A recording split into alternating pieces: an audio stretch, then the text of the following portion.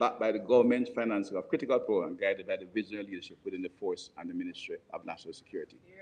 Madam Speaker, our the statistics are showing encouraging signs. Youth aged 15 to 24 account for only 10% of the murder victims so far this year, down from 17%. Maybe coming from the not only interaction of the zones of special operation, but there, since the police focus target operation, Madam Speaker, I hear coming out of some of the toughest areas that nobody wants to be done again. Everybody's having second thoughts about assuming leadership of gangs. Part, of course, the zone of special operation, they made the police impact, but there's also the fact that we are spending over $2.13 billion in programs run by the Social Investment Fund in the zones of special operations, which is seeking to effect social transformation. And all agencies of government are asked to take part in what we do, are brought into to work in these areas. This figure is doubled when you add the cost of the security force. We intend to scale this up to address all the vulnerable communities, but it is costly. The cost we cannot afford not to pay, Madam Speaker. Building communities through social intervention was published by the ministry earlier this year, and I have brought copies here to show some of the work, because this is the kind of police that don't draw excitement. When people are being murdered, that's more interest to the public. But we have to, there'll be a shift, and the government is already pursuing this kind of activity, and we work with partners, private and public and international, to in fact expand social intervention. In 2024, Norwood and Augustone recorded 0 murders. Mount Salem 1, Sablama and Parade Gardens recorded 2 each, a reflection of the success of the zones of special operation. I want to move it to the next, include on the graph, which shows the impact of the zones of special operation, which has been criticized from time to time. Again, critical data analytics to show that impact is there. The dotted line is where the communities that were not treated are, and Denham Town and Mount Salem is in the solid line below. And Denham Town is one which has been posing significant problems. We have not got the progress we wanted, but it shows there's still significant improvement in the community as you look at that graph. Lives were not only saved, but transformed under the zones of special operation. We have other diagrams showing, and I will not exceed. Interministerial School Support Program, active in 37 schools. We will work with the ministry to expand that. Live Good Program, anti-violence campaign has been maintained active presence in schools across the island in zones of special operation. The legislative agenda depends on responsive policy. Much of what we aim to achieve in the community across Jamaica depends on a responsive policy and a robust legislative framework. Institutionalization and sustainability of our intervention can only be realized through the passage and enforcement of appropriate laws. The Zones of Special Operation Law Reform, Zones of Special Operations, Special Security and Community Development Act is one of the key pieces of legislation we have passed in this year. Well, of course, we did complete the major organized crime and anti-corruption agency. We started the previous administration. We have amended the Trafficking Persons Act, the Process of Crime Act, and of course introduced the Firearm Prohibition, Restriction, and Legislation Act. We have reviewed the anti-gang legislation, and we have made amendments to the Correction Act, and we are tabling the policy today in the House. Madam Speaker, very soon we will table the Immigration Restriction Commonwealth Citizens Act and Aliens Act in order to ensure better border control. And in the process, not only are we chaos, but we're acquiring an integrated border management system. It will cost us a pretty penny, and it will take us a little while to fully establish, but pretty soon. In concluding, Madam Speaker, this government is deeply committed to public order and public safety. We care about the lives of all Jamaicans. As a result, we made a commitment to the Jamaican people and invested significantly in Jamaicans. As a result, we made a commitment to the Jamaican people and invested significantly in our national security. Yes, $9 billion is not change, Madam Speaker. No. That's the kind of money we put in national security annually. Capital, beside recurrent, which I won't go into, which will maybe triple that. We have transformed our police force into a modern, highly professional law enforcement team, one rooted in Jamaican culture and grounded in respect for the dignity and rights of our people. Yeah. You'll find incident. It's 14,000 Jamaicans. What I can assure the public, if an incident happened that you're not happy with, and you think the police officer operated excessively, call the superintendent or the commissioner's office. They are willing to hear and listen. The leadership of the force is committed to a professional force that treats its citizens with respect. It will be the exception when you meet that, but the exception made in you. But what I want to assure the public, if you meet it and you call your superintendent or your assistant commissioner or the commissioner, they make themselves available, they will deal with it within the force. This is an ongoing process to transform, but today we are already seeing remarkable results. Historically low crime figures, reduced carnage on the roadways, record firearm seizures, and most importantly, the restoration of opportunity and hope for those in our most vulnerable communities. To all Jamaicans listening to my voice here and abroad, Madam Speaker, I know many are tired of seeing and hearing about crime, but I want you to know this government is working for you.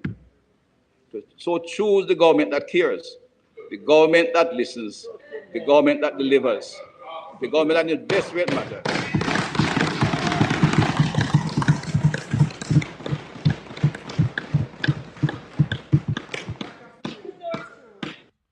Blessed is the man that walketh not in the counsel of the ungodly, nor standeth in the ways of sinners, nor sitteth in the seat of the scornful. But his delight is in the law of the Lord, and in his law do we meditate day and night. For we shall be like trees planted by the rivers of water, that bringeth forth our fruit in our season. Our leaves shall not wither, but whatsoever we do shall prosper. Welcome to the Colin Bell Show on Caribbean Radio HD. Big up all of the Caribbean radio people. Sister Velma Gale, good evening. Good evening, Bro G. Sister Sharon, good evening. Good evening to the entire family. Servant David, big up yourself. Yeah, man. All of the man them. All of the DJ them. All the pastors, big up yourself. Want to welcome you this evening to the Colin Bell Show. You know, we had a show lined up for you this evening with Professor Lewis, but an emergency came up and the Professor Lewis is no longer available this evening. But don't be dismayed. Saturday morning, we had a powerful show. When you talk about big show, it was a massive show Saturday morning. And we want to give those of you who did not chime in Saturday morning a chance to listen to some of what was discussed and, you know, get some of the firebrand. We invite you all to tune in to my social media pages. We are on YouTube at Portland Spice TV at YouTube. Want you to like, share, and subscribe to that channel. We are also on TikTok at Shaka Fame. We have changed our TikTok page, so tell everybody it's a new TikTok page, Shaka Fame at TikTok, SHACKAFAME at TikTok. So that's the new TikTok page, Shaka Fame at TikTok. Yeah, man. Sister Louise, Arlene, Brother Lee Croft Palmer, Brother Bailey, big up on yourself. Happy to have you. So, we're going to go right into it and allow you to hear some of what happened Saturday morning.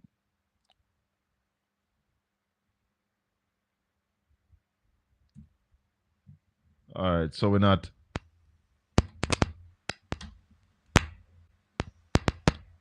getting. Oh no, wrong one. To join us here this morning too. And thank you for having me on your program. Blessings. What I'm saying is this: is that the Jamaican people should make a decision. If we should have somebody, and I know people are gonna come on and debunk me, but that's okay.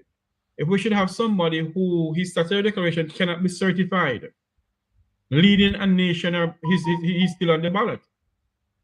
You know, we should make that decision. And if there should be a petition going around to say, okay, he should not be, I think every single Jamaican should sign it. But those are your thoughts. This is my thoughts, yes. Wilfred Rattigan, morning. Welcome to Portland Spice TV.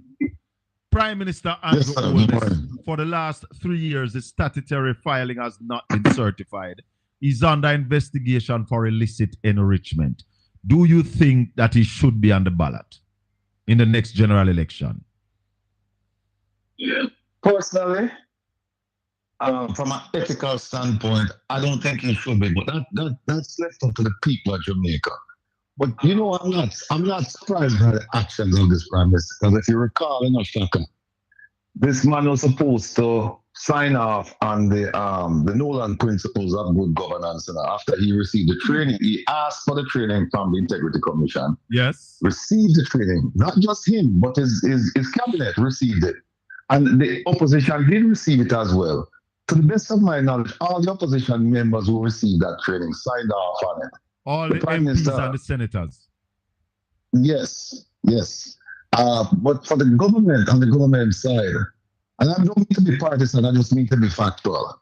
On the government side, no one to date has signed the 7 principles of good governance, the Nolan principles, that they asked for the training and they received it. So if they didn't even sign that, I don't see how them might do anything that's ethical. I mean, it's beyond my comprehension, because that was the first. That to me, that was the first sign that they mean the country of Jamaica no good as far as ethics and good governance and transparency are concerned.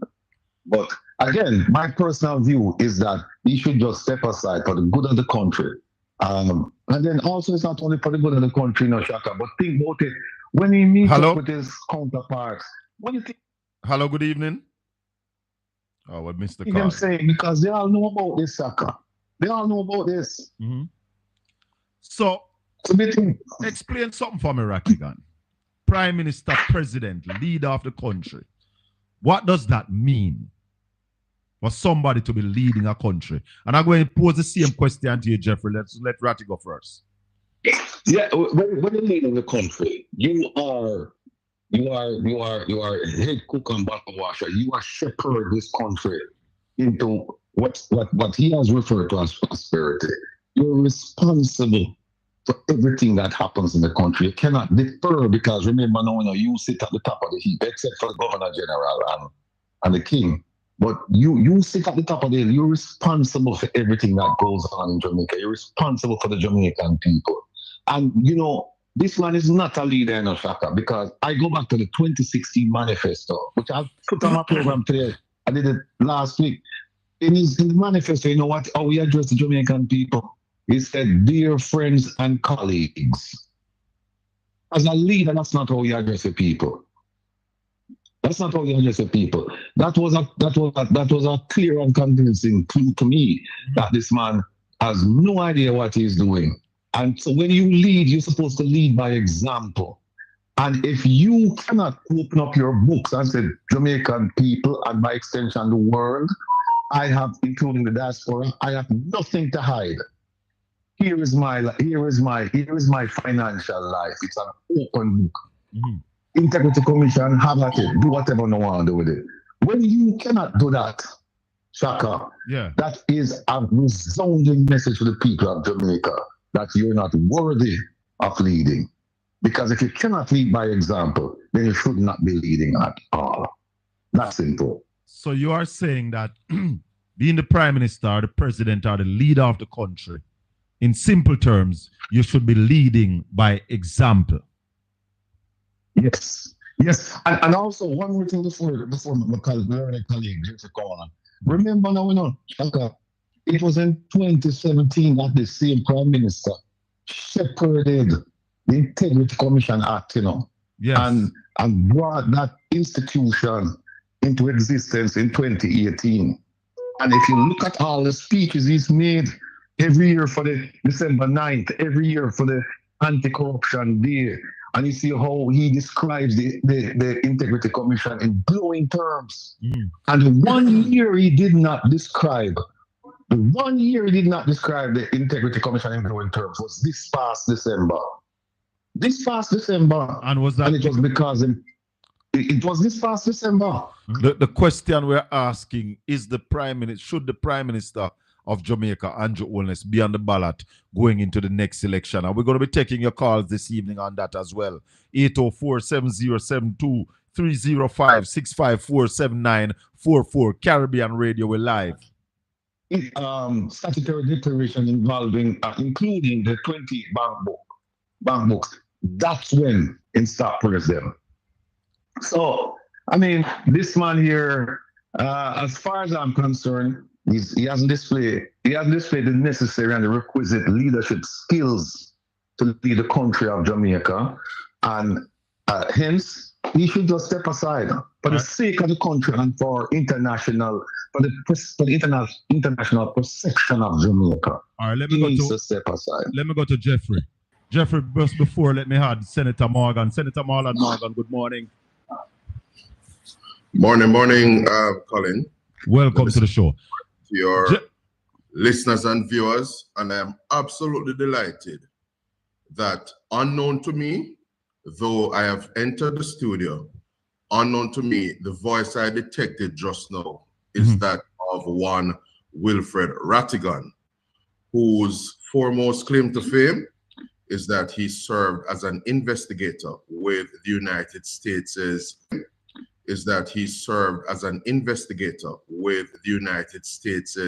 Federal Bureau of Investigations. Hold on. So Caribbean Radio HD, we have one of the GLP communication specialists, Senator Marlon Morgan. So that was my editorializing. My editorializing is my editorializing. All right, Marlon, hold on. Let's go to. So I can bring up this thing. Let's go to Jeffrey. Jeffrey. I lost my train of thought, to be honest. Hold on, I'll repeat the question, Jeffrey. Conrad O'Brien is supposed to be joining us, and Ed Boy is supposed to be joining us as well. Jeffrey, the question was, what is the role of a prime minister or a president of a country? What are their roles and function? What they're supposed to be doing? The prime minister is supposed to be leading the nation. The prime minister should not have anything behind his name in the sense of the Integrity Commission can't verify his statutory declaration. And when you have a prime minister comparing the Jamaican people as dogs running behind a car, it begs to ask the question if the prime minister really think about the Jamaican people or think about himself. And you can't have a prime minister describing us as dogs and expect us to go out there and vote for him. Let's not go there yet, Jeffrey. I want to hear what are your views on the roles and functions of a prime minister. What is it that a prime minister is supposed to be doing? Well, the prime minister... Sister Mavern, Nicholas, good evening. In the sense of representing the nation well, make sure that the people, when you promise the people things, it is being delivered. Make sure that the ins and outs of Parliament is the integrity of the ins and outs of Parliament is good. Make sure that whatever functions you have on, in the sense of maybe healthcare, education, and so forth, you as a prime minister must make sure that those things are delivered to the people, and the people have education, health. All those things are impact. All those things are done properly for the people. Make sure the people have a proper security system that they can sleep with the windows and door open, as what you promise us. All right, so I'm going to go down the line as you join. So Marlon, you there? Ever ready, always there, my All brother. right, so yeah, man, give back a picture. So the question I'd asked before you came on was, what are really the roles and functions of a prime minister or a president leading a country? Excellent question. Jamaica is a democratic society, and at all times you will have divergent views as to how a person holding office is performing. I caught the back end of who I believe was Wilfred Rattigan earlier, Yeah, man, it's Rattigan is on. Wilfred Rattigan is on. Very well, all right? He's on the line. He's on the phone. And so he made his own case based on how he perceives Enterprise Jamaica at present. In terms of the role, as you'll appreciate, Colin, gentlemen all, the Prime Minister is primus inter pares. I like that term. Equals. The Prime Minister is someone in whom considerable responsibility has been entrusted and is the person who has superintendence, as it were, from a political perspective, from an executive standpoint over the affairs of the country.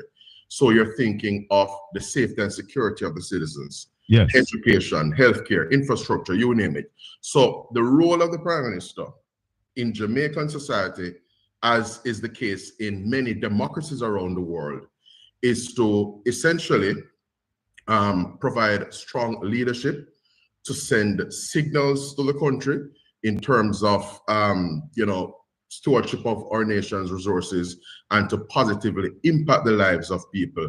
I trust I'll be afforded an opportunity as we go on throughout the course of this morning to unpack aspects of those in relation to the degrees to which and the ways in which I am positing and submitting this morning that Prime Minister Dr. the Most Honorable Andrew Michael Holness has been positively impacting the lives of the Jamaican people. And we're not unmindful of criticisms. We're not unmindful of divergent views. And I trust as well that as we go on this morning, an opportunity will be afforded for those keenly contested views to be deliberated and ventilated. All right, so before I go to the next person, let me just put some ground rules here. I will not be giving anybody more than 90 seconds to answer any questions. Because if we allow the questions to be answered on ending, then we're not going to be able to finish this morning. So 90 seconds for any questions. Ed Boy, you heard the question. What are your views on the rules and functions of a Prime Minister? Well, I mean, the rules and good morning to you and your panelists. The roles and functions of the Prime Minister is quite simple. One, he has responsibility to chair the cabinet in our Jamaican experience. He also has the role and function of ensuring that the ministers that he appoints are in fact functioning. The other role and function of the Prime Minister would include that he has the responsibility in our legislative setup to call an election, yes, and he also has the role and responsibility of firing cabinet ministers. Mm-hmm. Also, the Prime Minister has a duty as a Prime Minister to ensure that the team that he leads is that they are. There's over 600 people right now online, going close to 700. Send it out to everybody because you need to hear. The main question this morning, and I'm going to go around the table once with this question, just for a quick answer. Do you think the Prime Minister should be on the ballot in the next election? Jeffrey? My take on that is no. Marlon? My take on that is absolutely in the affirmative. The Prime Minister is to be on the ballot. He has distinguished himself as the leader of Jamaica over the past 9 years. Wilfred Rattigan? The Prime Minister has distinguished himself as someone who should not be on the ballot, should not represent the Jamaican people. Ed Boy? No, absolutely not. And I'll tell you why quickly. No, don't tell me why. Because we're coming back with that question. Obi? Absolutely not. I will say this with aplomb, that there are sufficient reasons, and we will be able to articulate them, a litany of them, why Andrew Michael Rodham Brogard Holness, the Most Honorable Prime Minister of Jamaica, should not be on the ballot going into the next general election. Jeffrey Tavares, 90 seconds. Why the Prime Minister should not be on the ballot? I don't believe Prime Minister Holness has really lived up to his promises to the Jamaican people. He spoke about his 100 days in office.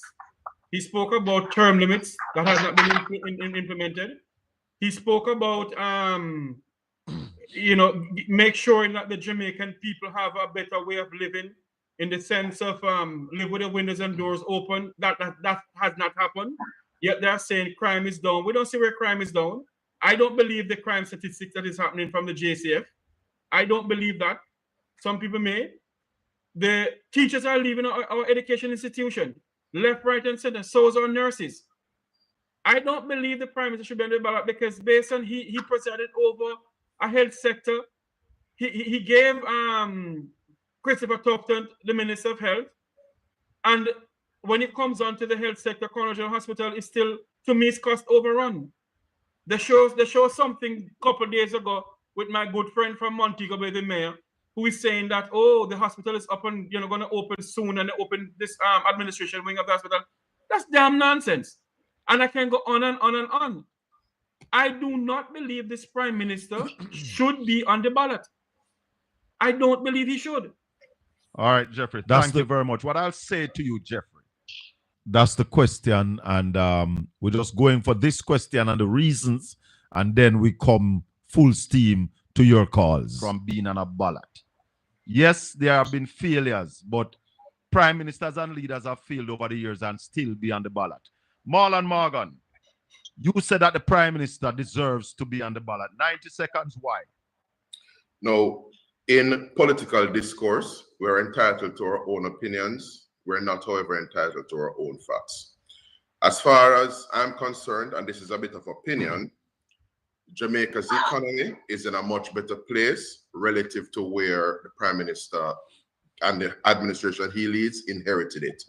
Now, if you look at the empiricals now, in terms of absolute facts, the indicators in terms of unemployment, inflation that remains modest, 8 consecutive years of no new taxes, 10 consecutive budgets of no net new taxes, all of these things are facts and are empiricals. Jamaica, over many years, have had certain deficits in our society because you do not have a situation where a government, the PNP that is, was in power for 18 and a half years and performed so abysmally, certainly in my view and in the view of many Jamaicans in relation to the stewardship of the then P.J. Patterson and Omar Davies, the administration of which Omar Davies, P.J. Patterson and Omar Davies, the administration of which Omar Davies in particular was a part. So just to be very clear, economic stability has been one of the mantra of this government in terms of ensuring that our macroeconomic fundamentals in the country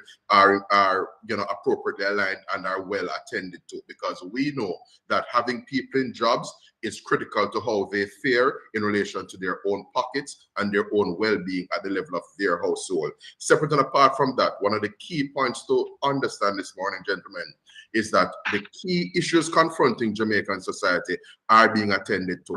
In terms of infrastructure, you have several roadwork initiatives, and the flagship roadwork initiative is Spark. Agriculture, irrigation, thank you. Is coming on that's stream. 48. That's 1 minute and 50 seconds. And I'll just mention quickly crime management. 36%. We'll come back to you. However, though, sure, because I'm respecting the 90-second rule. Yeah, man. And I gave you way over 90 seconds. I gave you 1 minute and 50 seconds. However, you spoke about economic stability. The economy is not stable. Jamaica is presently in a recession, and we're looking at minimal growth going forward. Wilfred Rattigan. Yes, sir. Listen, yes. You have a right to your opinion, you don't have a right to the facts, and certainly you don't have a right to misstate facts. When people tell you about unemployment and try to make a comparison, let it be known that even Statin came out and said that they have a new methodology that they started in December of January 2024, and therefore you cannot compare anything that's going on now to what took place before, and we can expound on that later on. The macroeconomic.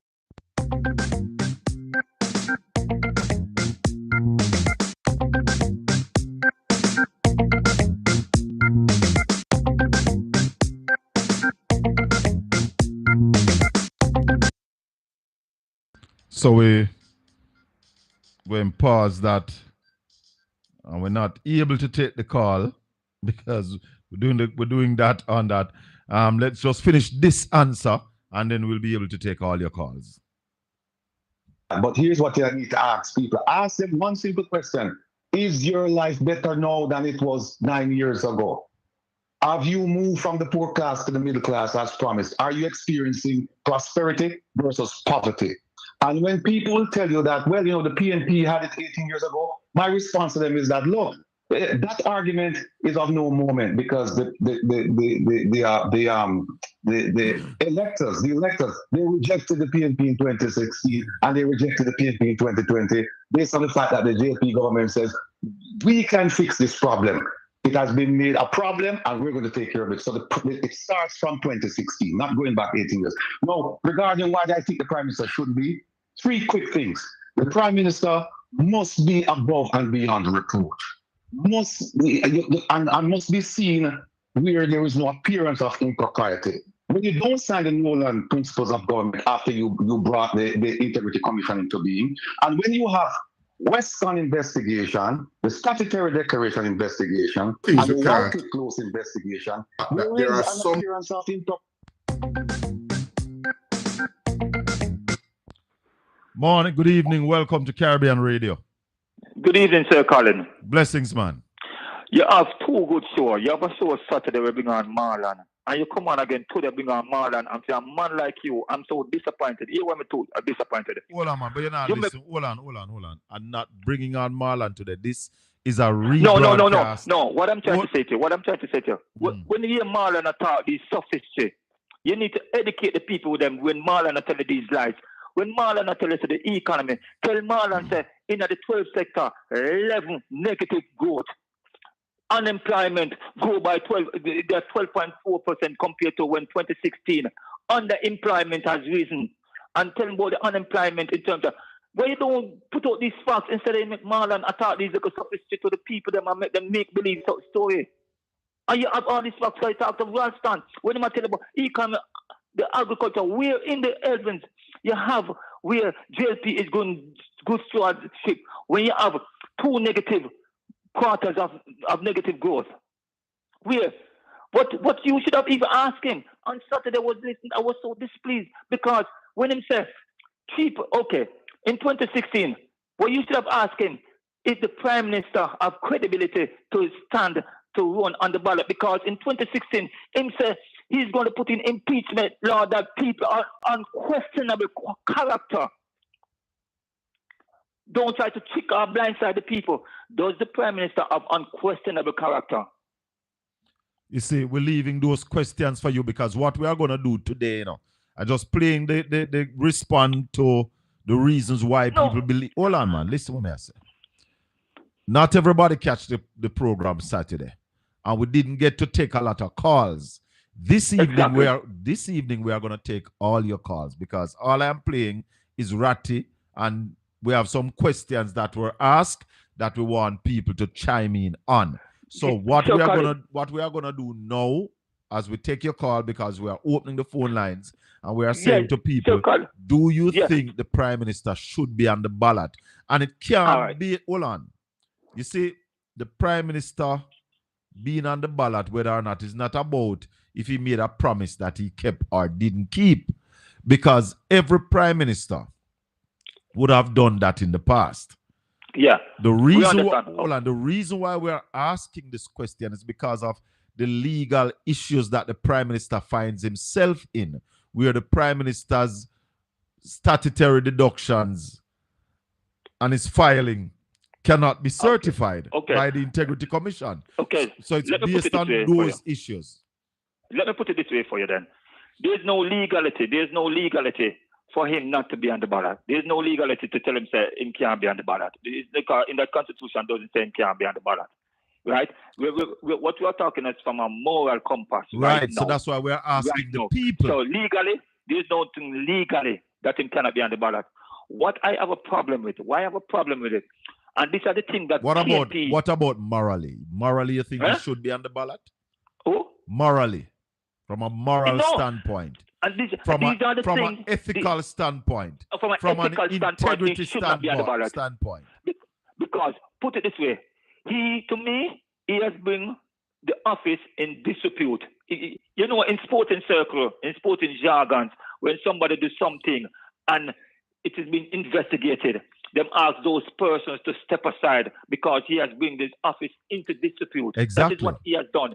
And because he has done that, he should not be on the ballot. And that is that is the kind of reasoning we're looking for. Objected to it. That's the kind of reasoning we're looking for. So, Colin, if I'm Saturday morning, call it for meeting up. Because I'm going to tell you, when Marlon talk about PMP are going to lose 3 seats, what you should have asked Marlon, since you know so much about the PMP, how much seat the GLP is going to win or lose? No, man, but from you see... Saturday morning, call you and beat you, know. No, man. You know what I'm waiting for the show, yeah? Let me tell you something. You see... You're so informative, bro. Hold on. You hear me I say?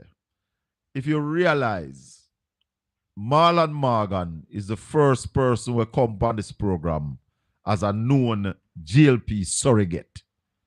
They are afraid of this show. Yeah? So when Marlon come, I treat him with respect and I try my best to treat him fairly. And therefore, watch this. If you realize I give him more time than I give the others. But let me tell you something. You know the meaning of the word sophistry? Yeah, man. It's a clever way. It's a clever way man. of trying to deceive the people with false narrative. And that is what he's doing because he's getting a leverage of speaking on a platform like you, which is informative. There are people, if you tell them something's over and over, it's just like what I always tell people. If you tell a people saying dunce and dunce and dunce, one day might believe saying dunce. And you see, a lot of people are saying that don't carry Marlon Morgan for your program. And I am saying to them, if you are going to war and you don't know where the enemy are deal with, you're going to lose the war. You have to know where the enemy are deal with. So when we invite and allow Marlon to speak, it is for people to hear the kind of misinformation that the GLP is out there giving out to people. Yeah. So we allow them to talk it, and then we provide you with the facts and the evidence. And that is what I want from you. When I'm talking foolishness and narrative and in gibberish, right? Don't make him just talk it and leave it dead at that. No, we don't leave it dead. Fact check it. We don't leave it dead. You know, you may tell him when him said the economy is stable, I allowed him to speak. And but then when he's kill him Saturday. No, can you do the right stand, man? No, man. But then when him finish, we give him the figures. You know, you may ask him what it is that your party project for the growth to be next year. You know, you started 2 and 3%, and when we stop him, we said, no, your party, the finance minister, said the projected growth is between 0.8% and 1%. Let me tell you something, Colin. You don't have to be a politician, a scholar, to compete against Marlon. Do you know the reason why Marlon soft, brother. Marlon just lie. No, hear what I'm saying. An ordinary layman don't have to be a scholar to compete against Marlon. You know the reason why? Because I use facts. You see, when you're using facts, there's nothing that can stand up against it. No, and no that's matter why how brilliant he is. And that's why we make them talk and we invite them regularly and we want them to come. But don't believe, you see, me not run my show, I'm gonna talk and me a talk over him. Me not do that. Because when you do that, the listeners will not get anything from the show. And that's why I said to everybody, allow him to speak. And then you can debunk the rubbish. Because you know what him go say? You are say where him never say.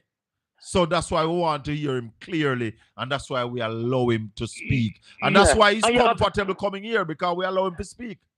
Yeah, and you have this little caller where you entertain. This man will come with the 2030 vision, and like someone like him wants him a Christian, and don't know where him the man is a labor right. You know, then you know hear him right. sat there. You know hear him come sat there.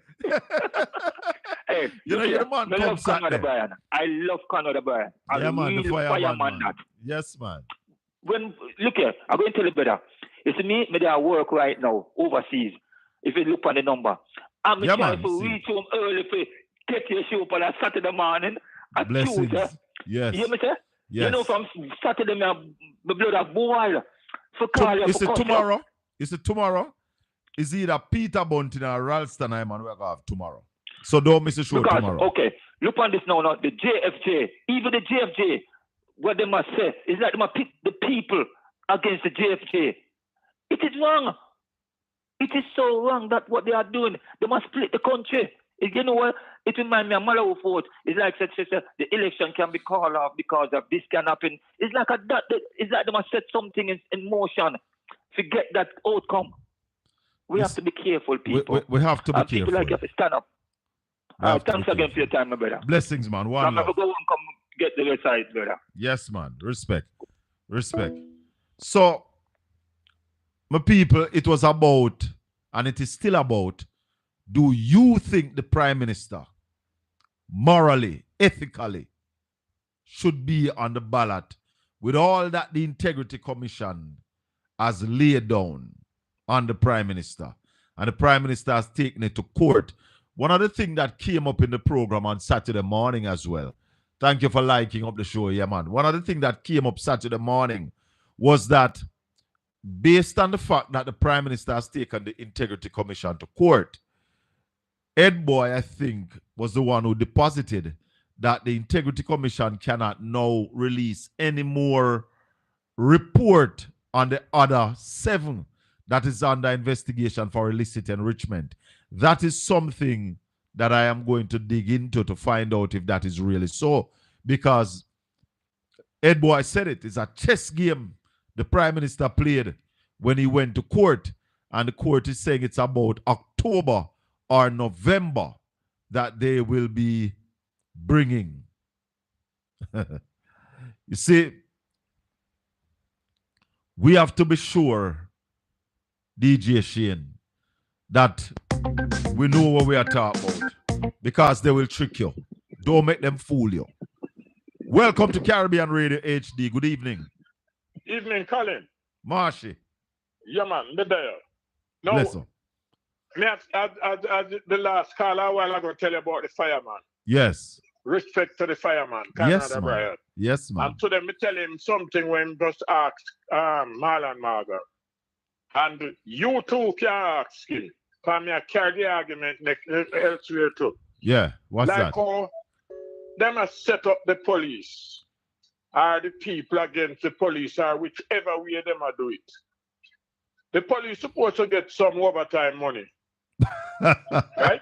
No wonder if Marlon Morgan are going to raise it in the Senate and him are going to champion the cause to the police, then get that money. Because anytime the police take a stand to get their money, all of a sudden they become PNP. So now that they are in the corner of the police and encouraging people to come out and stand with the police, we want to see them stand with the police in a real way by giving the police their money. So that the police can get those money what they owe to them. Yes. And when time to increase, and you have what the man the name again, O'Brien Chang? Yeah, man. Tell all the team workers to wear black. I heard him today spew pure garbage. Yes. And you know what his interview said to me today?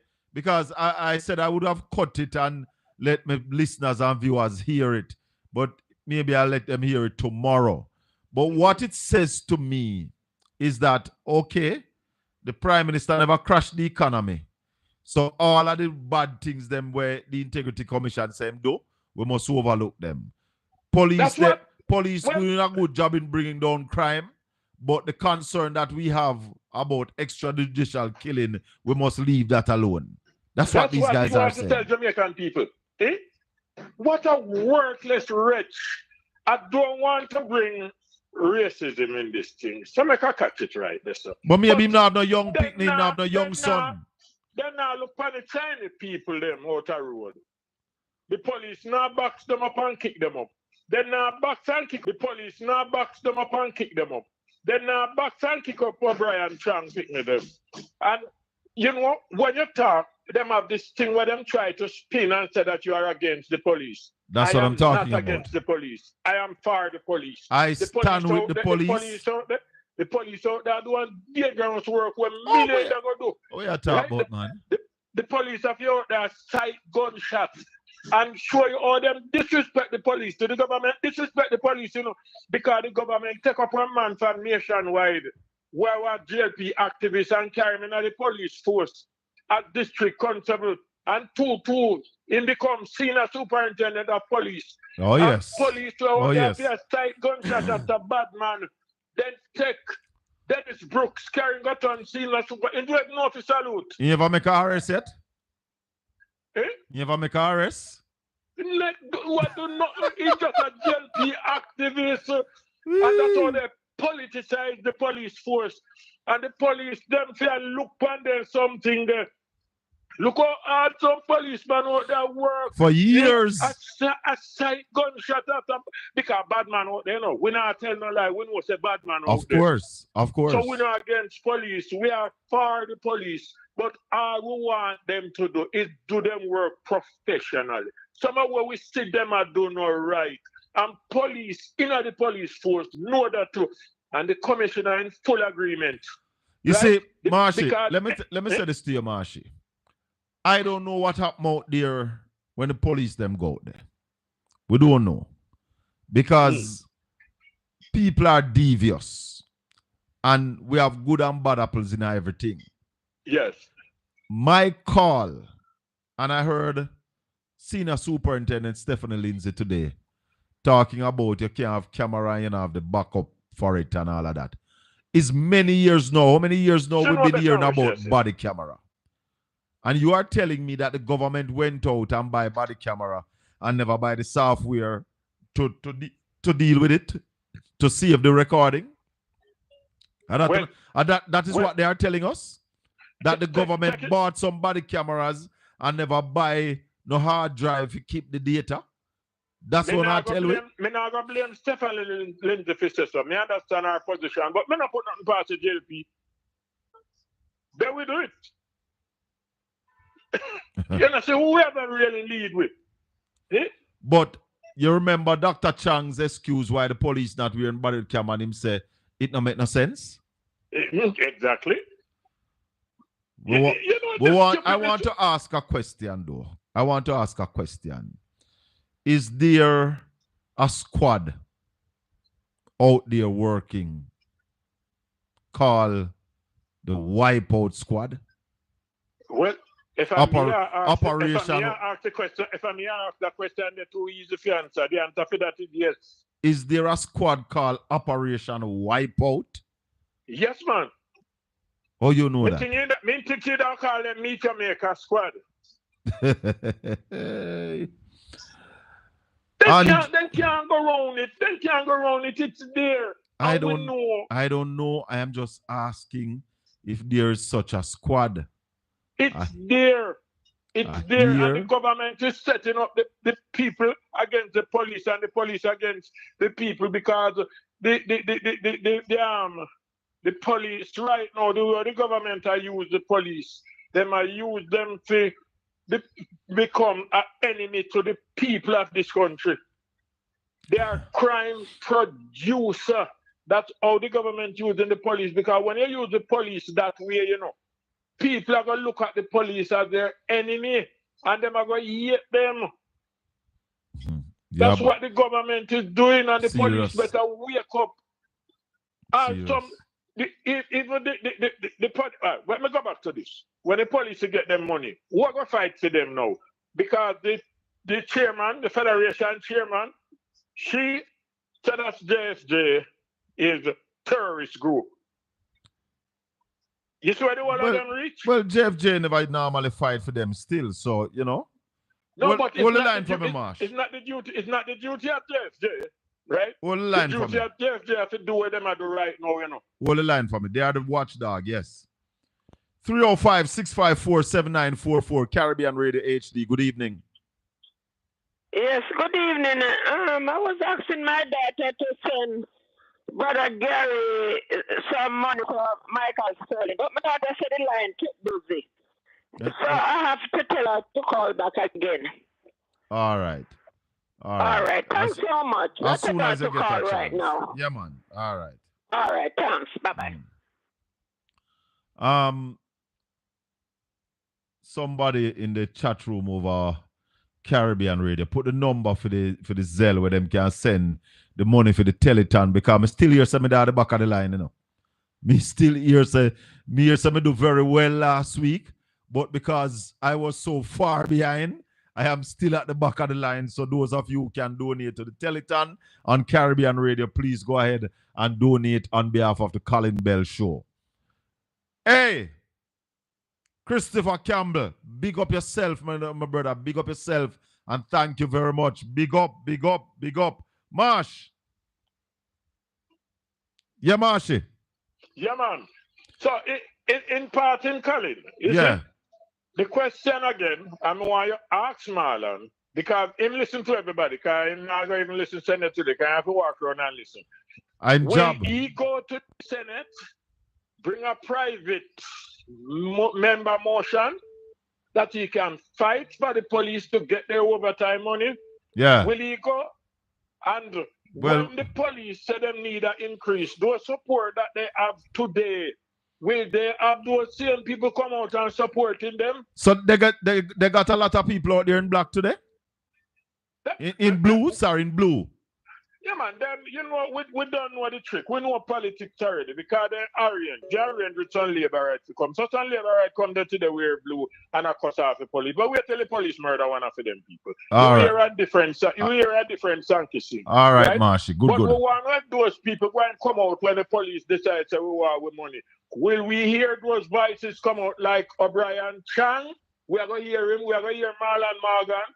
And we are going to hear all them people from over nationwide. Let's hope so. People are going to come out and give support to the police when them to get their money, or them are going to leave the police alone and call them PNP anytime they ask for their money. All right, I hear you. You take it easy. All right, my brother. One love. One love. Somebody in the chat room is saying that Ed Boy is wrong in terms of the Integrity Commission can't speak about the other illicit. The Integrity Commission must continue to do its work based on the illicit enrichment clause until there is a ruling from the court. The IC must continue to work. Well, we're going to get some legal advice on that. I am not a legal person, and therefore I am not going to try and tell you what that is, or if that is possible. I'm going to get somebody who have that training and is well learned. So it is Zell that you sent through. Welcome to Caribbean Radio HD. Good evening. Good evening, Colin. Yes, sir. Bless up. Welcome. Yeah. I've been listening Saturday. Yes. And you know, well, I'll go and touch slightly on what Mr. Morgan was saying, but the point that you raised today about should the Prime Minister be on the ballot? No, he should not be on the ballot. Speak up. And my personal view is a traitor. He's a traitor to the people, the country, and the people of the country. And why I say he's a traitor? Yeah, why did you say that about the Prime Minister? Well, look, if you are going to lie to your people, yes, repeatedly lie to your people. For example, we're going to use common sense here, and we're going to look at social media, and we're going to look at what the media brings to us. If you go back to a lot of his speech, 2015, 2016, the promises that he made, for example, on the first 100 days. If you tick that off, how much things on the first 100 days has established, he has put into place. Another thing what I don't hear people speak about, the Prime Minister, before he becomes Prime Minister in 2015, he promises, and I want you to listen to me carefully, and this is not alleged or hearsay, this is from the Prime Minister's mouth. He said that Jamaica will have 3 languages: Patois, English, and Spanish. Now, if a child at 2016 would be 5, 6 years old. Let's say 5 years old at 2016. 9 on 5, that's 14 years of age, right? Mm-hmm. Okay. So 14 years of age, that child would be in 9th grade, going 10th grade. Am I correct? Yes. What average student in school these days have a high level of Spanish? I don't. Well, I can't use my child to judge because my child go on prep school, so I now can't use him to judge.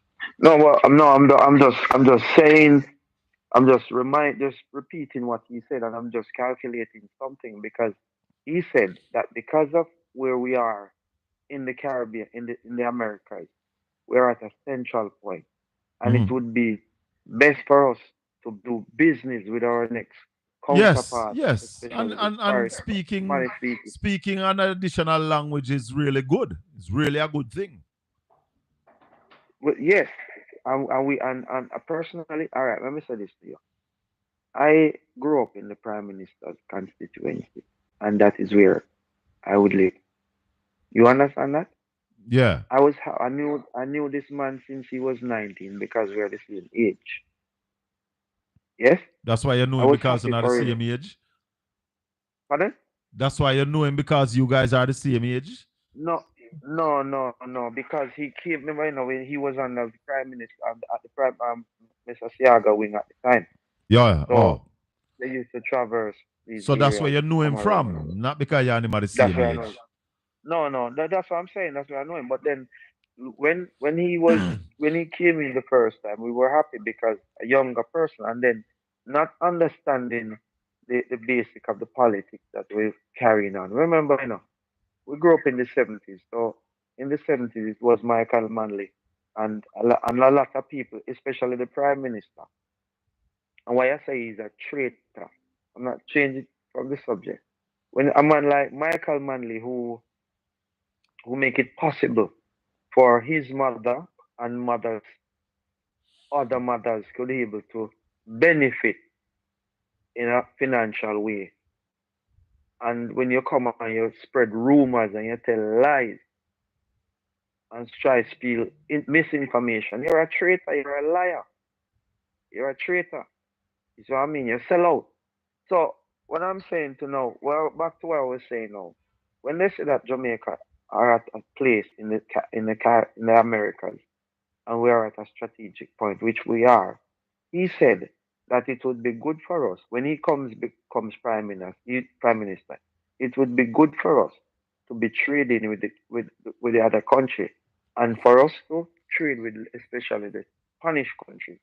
Then we would have to learn Spanish. So the small man could be able to have his business and do export or travel back and forth to the Spanish country. And that is one of the promises he made. If I anybody never can go back fulfill. and do it. All right, sir. Enough respect. Yes. Yeah, man. Thanks. All right. Blessings. 804 7072 305 654 7944 Caribbean Radio HD. Good evening, Sister Maxine, Sister Melrose Robinson, Sister Munche, Brother Watto. Good evening. Welcome to the Colin Bell Show. We do it every Tuesday and Wednesday. 5 to 7 in the US, 4 to 6 in Jamaica, 10 p.m. to midnight in the United Kingdom. We're asking the question this evening based on moral standing and based on the Prime Minister's issues with the Integrity Commission. Should he be on the ballot going into the next general election? We had a show Saturday morning where that was the main topic. And we had Senator Marlon Morgan from the Jamaica Labour Party who was on. And some of the questions we been asking and couldn't get any answer, we had asked him some of those questions. You would have remembered me talking about the population census, that this government has allocated 4 billion Jamaican dollars. And I want to tell you how much US that's about 25 million US, 4 billion, 4 1, 2, 3, 4, 5, 6, 7, 8, 9. 4 billion divided by 160. Yes, 25 million US dollars allocate to do a population census. And to date, nothing. We asked the question to Senator Marlon Morgan why the Prime Minister should or should not be on the ballot. But of course, there is a myriad of questions because nobody else from your party really steps up to answer questions from us. And that's why we have to big you up.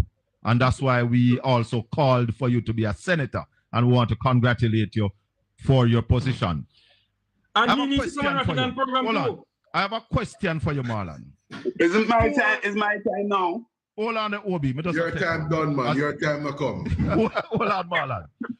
$4 billion. You know you're afraid of the heavy eating in a while, and I know what you got, right? Hold on. $4 billion was allocated by the Andrew Holness administration to complete a census. For the first time in Jamaica, a government has failed to complete a population census in Jamaica. What is the explanation from the JLP? That's a good concern and a good question, because I too am of the view that it is very disappointing that, notwithstanding the allocation of resources from government to undertake a long overdue census, that while we have had aspects of field work, we have not had completion. And we have heard a myriad of explanations from Statin, the Statistical Institute of Jamaica, as to why that is so. But the truth of the matter is that a census is of critical importance because you need to get a good sense as to your approximate population in the country so that government's own planning and provisioning of resources can take place to better serve the people in relation to the delivery of public services. So quite frankly, Colin, I concur with you that it is quite regrettable that we have not had a complete census, yes? And we are imploring the leadership of Statin to get together the volunteers, get together the data collectors to go out in the field and improve on what they have ostensibly been doing in the past, which was there have been some delays in the payment. $4 billion. Who's to be held responsibility for $4 billion? There are other issues in relation to the census, which would have served as a turn off to persons being prepared to come in and be data collectors. Because one of the things we can't overlook, gentlemen, and this is just 15 seconds, right? In 15 seconds, one of the things we can't overlook is the fact that there are some tasks and jobs in the country, like, for example, a basic census taker going around to collect persons' data, that persons may not necessarily want to make themselves available for in a thriving economy where unemployment is at record lows. So people are busy being content creators on social media, and many people are busy availing themselves of jobs otherwise. And that is a reality. That is a fact. All right, so you heard the question. $4 billion gone down the drain. And obviously, there's nobody to tell us what is going to happen to the taxpayers' money. It is the taxpayers of this country who paid that money. And this administration love to talk about they are the first to do this and they are the first to do that. Well, this is the first government in Jamaica to fail in doing a population census. Population census have been carried out on this island from I have known myself, and I am past 50. Yeah? And a population census is done what? Every 10 years, something like that. And this is the first time that we have put out so much money. $4 billion, 25 million US dollars, and the money gone down the drain. No result for the census. Hey, a man has said $4 billion monkey money. Whoa. Well, maybe me can't get him becoming a monkey. But I would love to get 4 billion. If I get 40 million, I would all right. Even 4 million right now would do me well. Ethics straight. You are saying $4 billion is monkey money. That's why them take it away. Because in my book, I'll take away that money. How you cannot get a census done? You have the money to pay the people, and the money was handed over, and starting is under the Ministry of Finance. So somebody needs to come to this nation and explain to our people how $4 billion just go down the drain just like that. And you heard the explanation from the GLP communication specialist and the Senator, Marlon Morgan. He agrees and shares my concerns. But that's about it. Seriously? That's how the money of this country go? Sister Tanya, hey, welcome. You're late. You should have paid today like you're late again, you know. Whenever time you're late for class, you should pay. Caribbean Radio HD. I'm inviting all the listeners who have not yet gone to my YouTube page and subscribe. It's Portland Spice TV at YouTube. And my TikTok page is Shaka Fame. The one we had before was a bit too complicated. So we just a simple Shaka Fame. SHACKA space FAME at TikTok. Like up the video and share it up on TikTok. Yeah, man. Now, going into this election, how come or how is the Prime Minister going to come out there, but then he's out there anyway, and tell us that he's clean when the Integrity Commission has cast this major cloud over the Prime Minister? I thought it would be better if the Prime Minister open up in books, throw out the documents, make we all see it. Because if the election is going to be before September, it's going to be a hell of a amount of explaining that the Prime Minister going to have to do. Was that $4 billion in the red card budget that Nigel presented? No, that was from about 2023, you know. Either 2022 or 2023, that money came out to do the census. So it's quite a few years now that the census can't be done. Yes. It's quite a few. And therefore, it's some time, and we must get this out of the way. Must get it out of the way. It can't go so. Hey.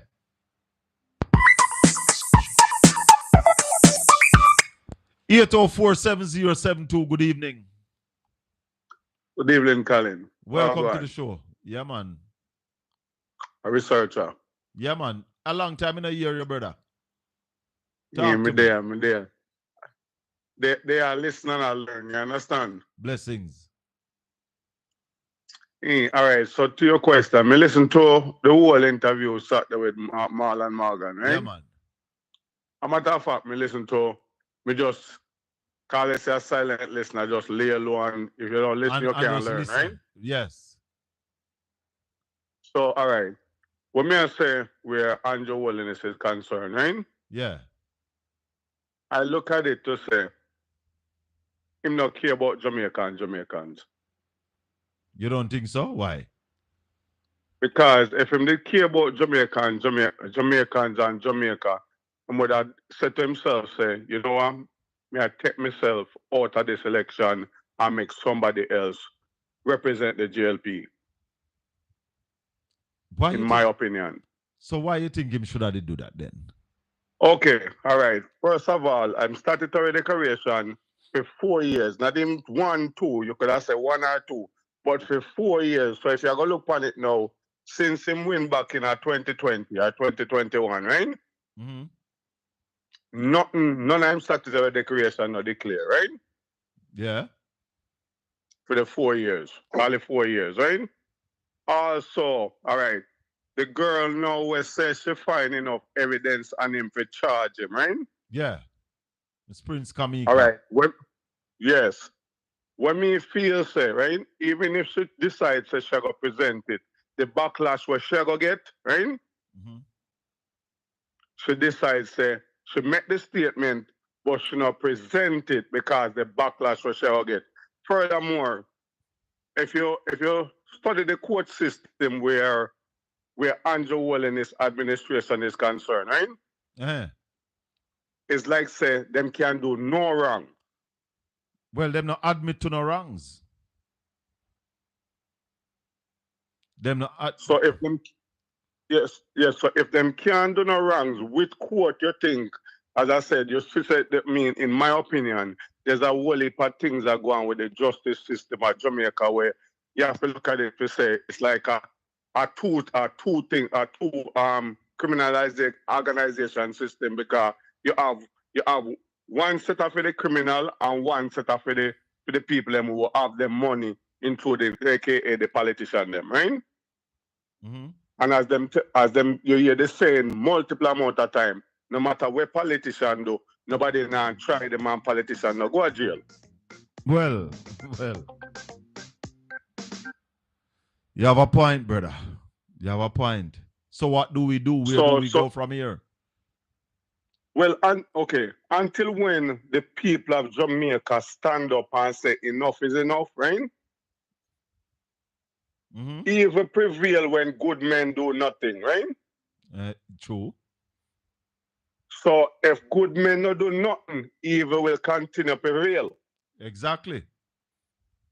So are the people them know if they stand up and say enough is enough? Definitely. Also, when him call the next election, right? Mm-hmm. Me go call in and go to the update now for say, okay, for Bruce Golden, for Mark Golden now for come in, right? Yeah.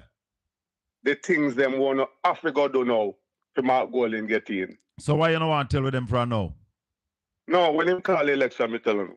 So when him all call it? It sound like you know.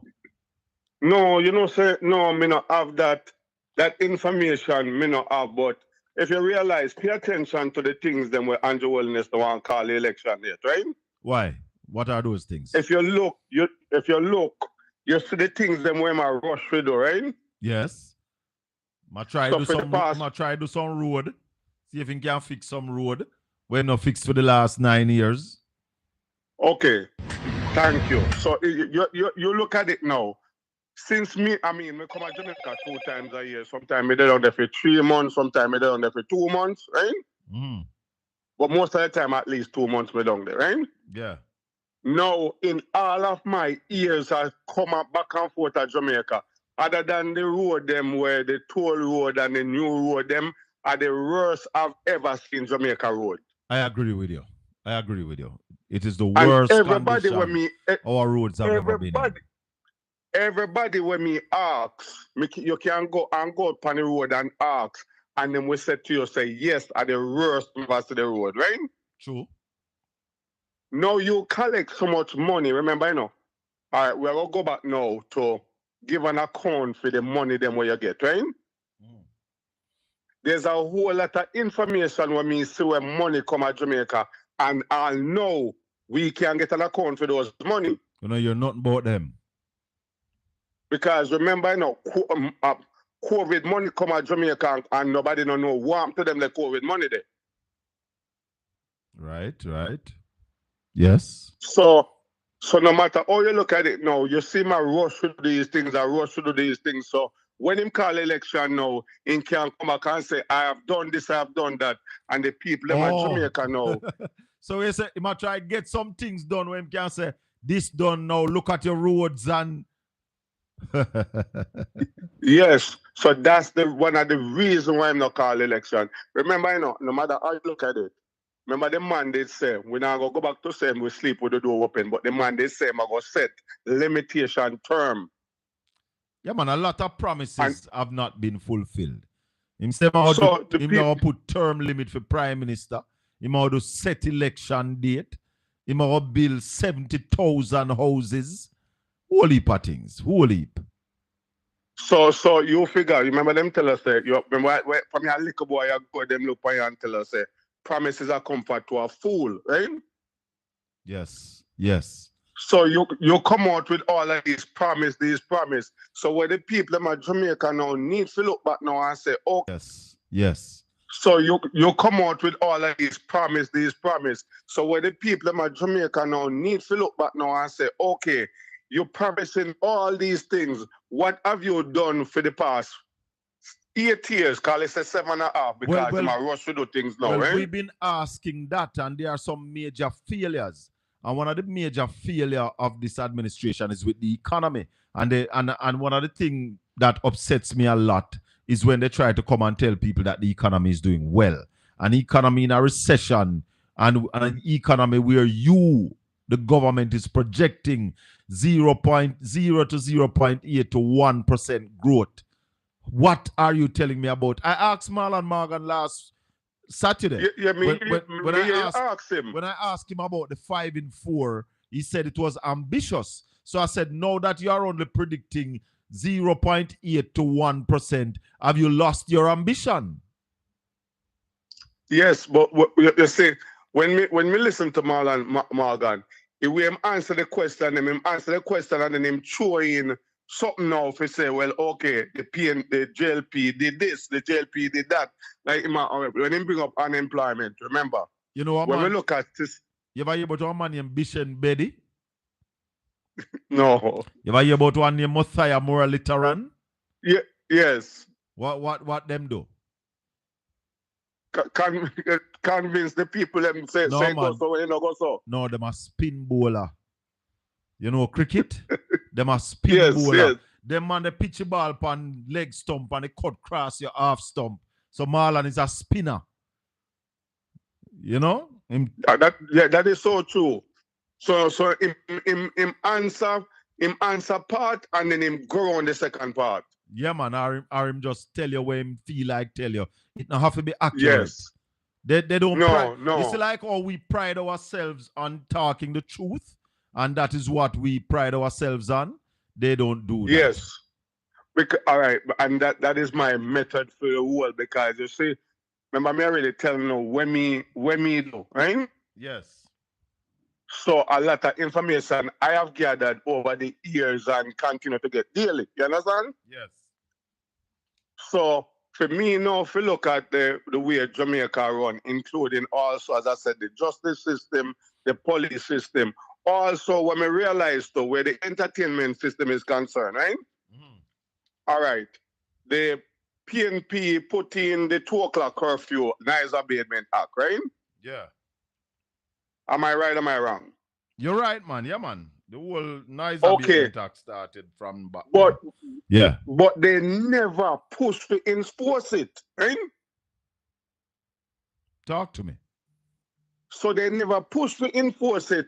Now when Andrew Holness administration come in, now remember when I'm in Jamaica, I travel all over Jamaica, right? Yeah.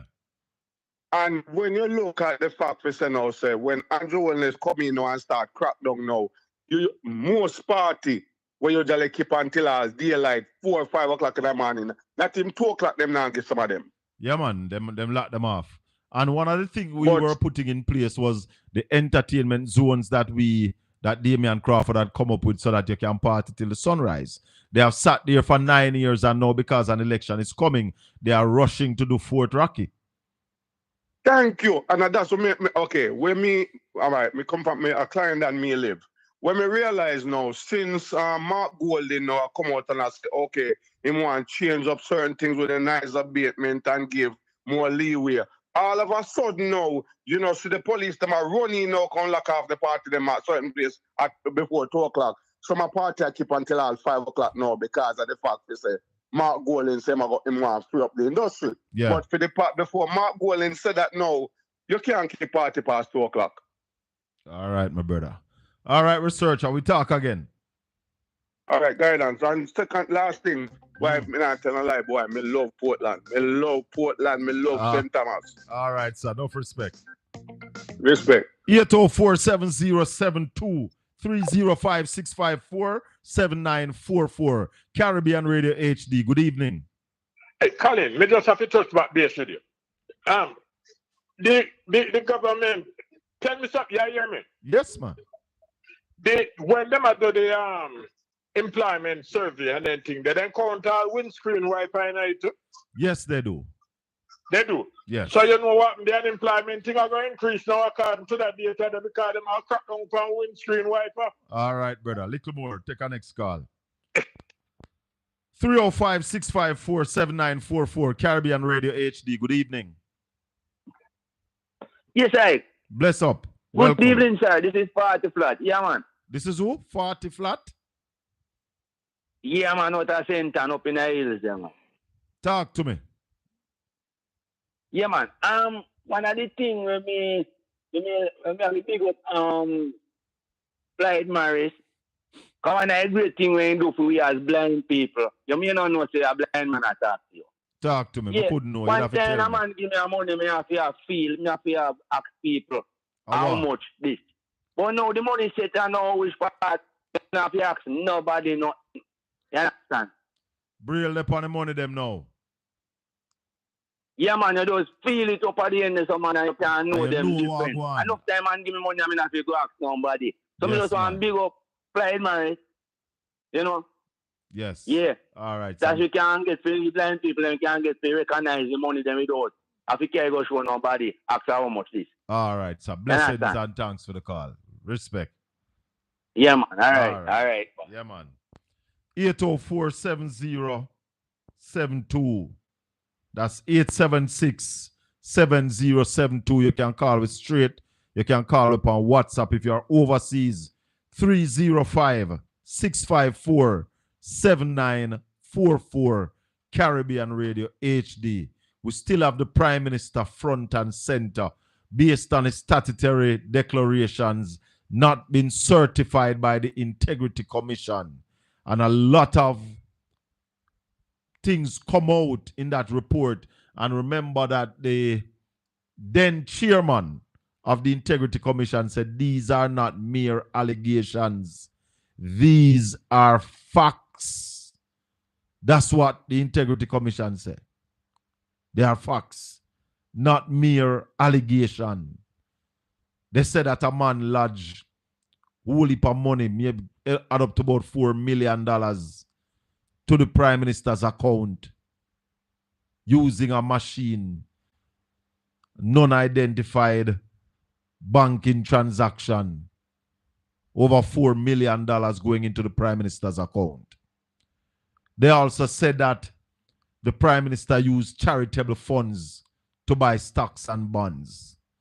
They also said that the Prime Minister got a loan of $50 million and the properties or the collaterals that he offered for the security of that loan were not in the names that they were supposed to be at the time. The house was not in the company's name and the shares that he was using were not yet bought.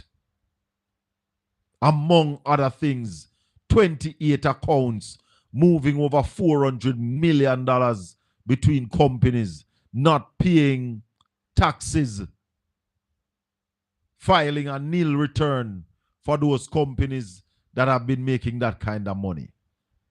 I am asking this evening of you, my listeners and viewers, what do you think? Do you think Andrew Holness possess the moral standing to be on the ballot? And I ask people who are Christians, who are followers of Christ, who support the Jamaica Labour Party, does it sit well with you with these issues that the Prime Minister is going through? What the Bible says about this and choosing your leaders. A man called me, the same man who talk about Vision 2030, wants to tell me that the Bible says me not to choose different race. I saw him say that. I saw him say not something about different race to lead your race. What does the Bible says about sticky finger and fairness? What does the Bible says about your moral compass, about integrity and transparency? And that's why we're asking the questions. We want to hear from you because we're wrapping up Saturday's program this evening, taking your calls on 876-804-7072, on 305-654-7944. Those are the numbers to call so that we can hear what you think. We have more from Saturday morning. Yeah, man. And I gave you way over 90 seconds. I gave you 1 minute and 50 seconds. However, you spoke about economic stability. The economy is not stable. Jamaica is presently in a recession, and we're looking at minimal growth going forward. Wilfred Rattigan. Yes, sir. Listen, yes. You have a right to your opinion, you don't have a right to the facts, and certainly you don't have a right to misstate facts. When people tell you about unemployment and try to make a comparison, let it be known that even Statin came out and said that they have a new methodology that they started in December of January 2024, and therefore you cannot compare anything that's going on now to what took place before. And we can expound on that later on. The macroeconomic fundamentals, people tell you that, but here's what I need to ask people. Ask them one simple question. Is your life better now than it was 9 years ago? Have you moved from the poor class to the middle class as promised? Are you experiencing prosperity versus poverty? And when people tell you that, well, the PNP had it 18 years ago, my response to them is that, look, that argument is of no moment because the electors, they rejected the PNP in 2016 and they rejected the PNP in 2020 based on the fact that the JP government says we can fix this problem. It has been made a problem and we're going to take care of it. So it starts from 2016, not going back 18 years. Now, regarding why I think the Prime Minister should be, 3 quick things. The Prime Minister must be above and beyond reproach. Must be seen where there is no appearance of impropriety. When you don't sign the Nolan principles of government after you brought the Integrity Commission into being, and when you have Western investigation, the Statutory Declaration investigation, and the Whiteley Close investigation, there is an appearance of impropriety. You cannot have a leader. Thank you, Ratty. We'll come back with you. You can finish up on the next round. Ed Boy. Because I'm respecting the 90 seconds. That was Wilfred Rattigan, former FBI investigator, chiming in and giving his reason why Prime Minister Andrew Holness shouldn't the Prime Minister be on the ballot. I mean, why shouldn't the Prime Minister be on the ballot? I mean, it is simple, and I'll tell you why. You have never had an agency of government being set up by government, being brought to the court by government.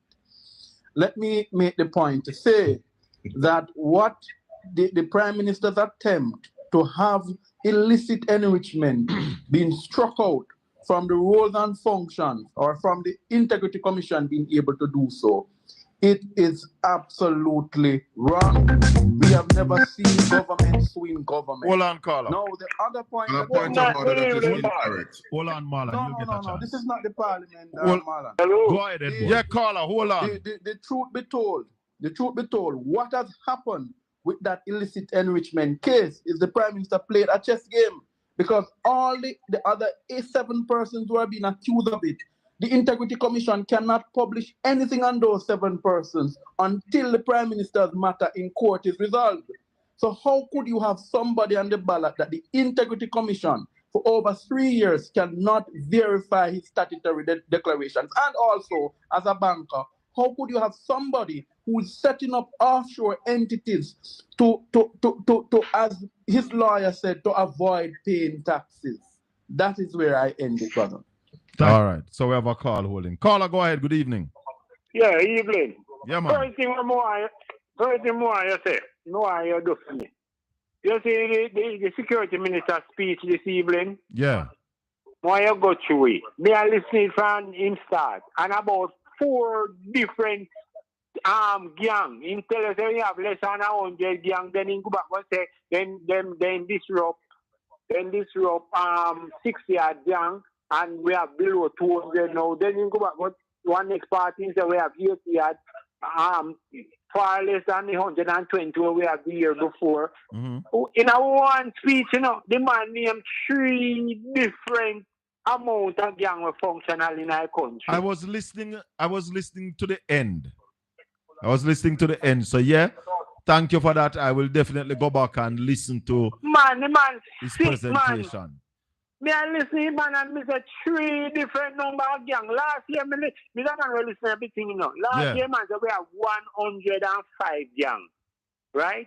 When we go by my starting website for 2020, the website for 2023, we have 380 functional gang. So him say.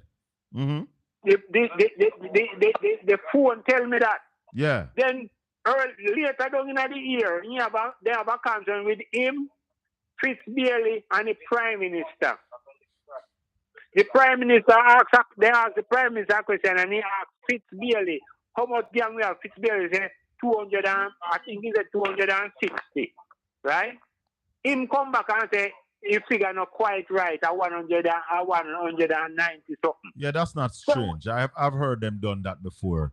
3 different people get 3 different figure. You know what I say? Yeah. So how you run a country? Can't be a lie. All right, my brother. I'm going to listen. Them thing not add up, man.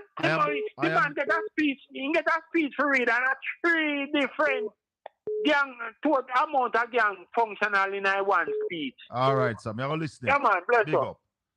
804-7072. Good evening. Welcome to Caribbean Radio.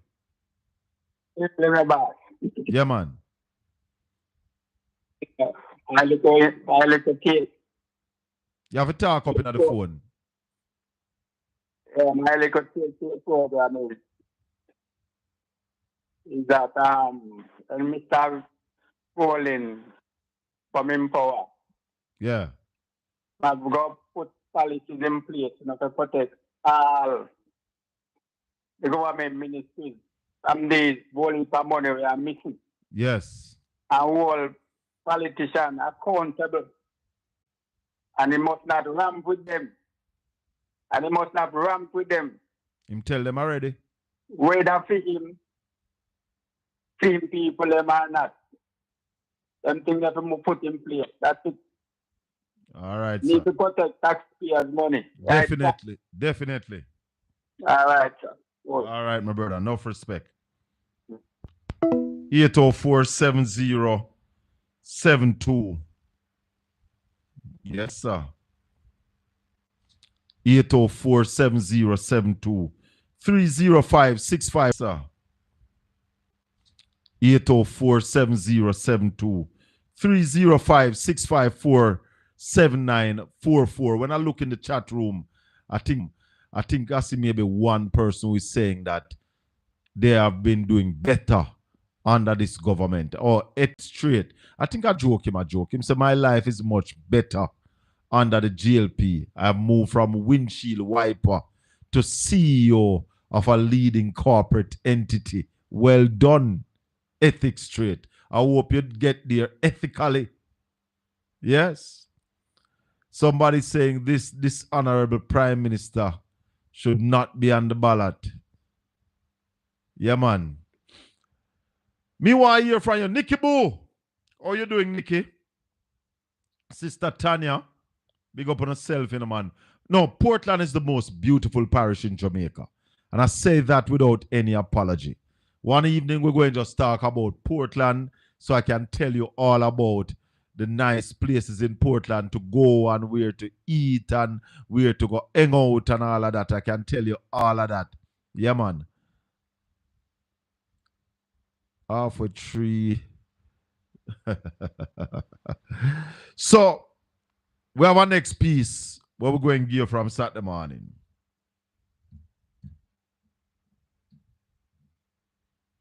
Been certified. How do you... Hold on. You Sorry. expect the people of Jamaica to deal with this going into the next election? So, Colin, the Director of Corruption Prosecution. I'm coming to you now, Marlon, but there are a couple of things I want to put into the mix for you to address. The whole issue of the Prime Minister's statutory filing not been certified. We see where there was a report from the Integrity Commission prior to that one, where the Director of Corruption Prosecution, Ms. Prince Kamika, said that on the first and the second count, she found enough evidence to charge the Prime Minister. You remember that? However, she decided that she wouldn't charge him because of the amount of time that has passed. With that cloud and the present cloud, because you are also saying that the Integrity Commission found nothing untoward. That is not true. The Integrity Commission said that the Prime Minister used charitable funds to buy stocks and bonds. But let me just finish. I'm coming to you. You are going to answer after me. The Integrity Commission said the Prime Minister got a loan from Barita of $50 million without any security. The Integrity Commission said that the Prime Minister did not cooperate with the investigation because they asked him for his personal spending and he did not give them that. The fact of the matter, Marlon, is that the Prime Minister has not been certified. How do you expect the people of Jamaica to deal with this going into the next election? So, Colin, that is precisely why the Prime Minister has availed himself of the remedy that is at his disposal.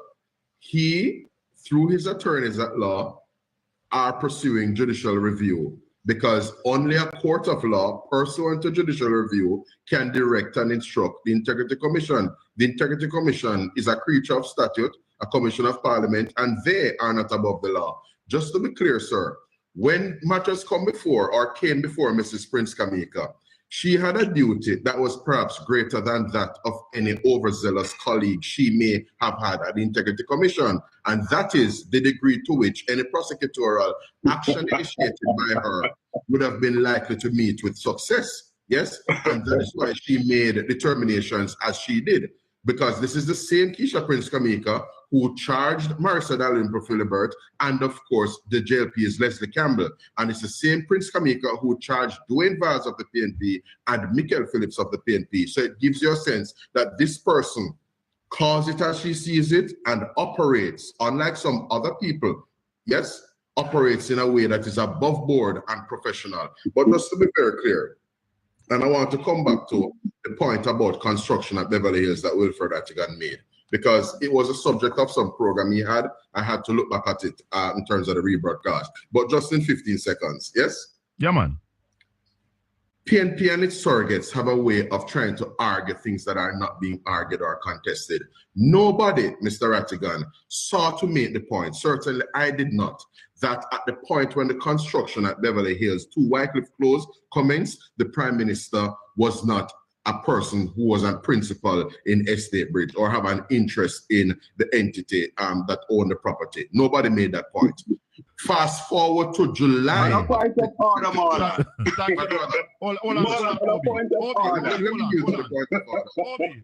because Marlon time is up. No, man, but I haven't made a point. Just a few seconds to make the point. Go ahead. The material juncture, Mr. Attigan, was that in July of 2024, just last year, a member of the public, we presume, brought a certain matter to the attention of the IC. They alleged that X, Y, and Z was going on at 2 Wycliffe Close, which caused the investigation to happen.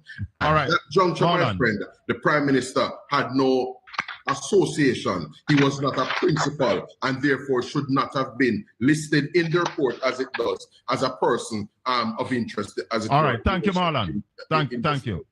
That's the point we're making. Thank you. So don't set up straw man and try to knock it down. Hold on, Marlon. Thank you. Hobie, come in. All right.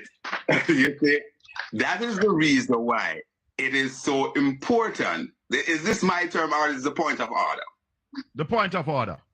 The point of order is what Ratigan raises.